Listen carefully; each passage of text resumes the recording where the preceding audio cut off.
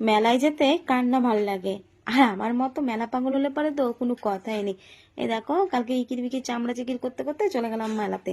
নিয়ে প্রথমেই খেলাম পিঠে, তারপরে খেলাম এই দেখো ঘুগনি। ঘুগনিটা আবার একটু টক দিয়েছে বলে একটু টক টক লাগছিল, বেশ ভালো লাগছিল। তারপরে চলে এলাম পিৎজার দোকানে।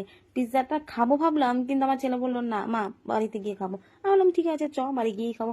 তারপরে চলে এলাম ফ্রিজ, দেখো কত রকমের মাছের আইটেম আছে, ফিশ চিকেন।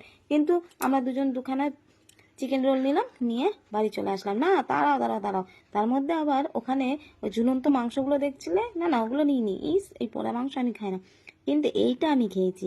এটা এত সুন্দর টেস্ট না, এটা হচ্ছে মালাই চা। মানে মালাইটা যখন দেয় না এত ভালো লাগে, কিন্তু দুঃখের বিষয় আমি না প্রথমেই চাটা খেয়ে ফেলেছি, লাস্টে মালাইটা পড়েছিল, কিন্তু তখন তো আর জানতাম না।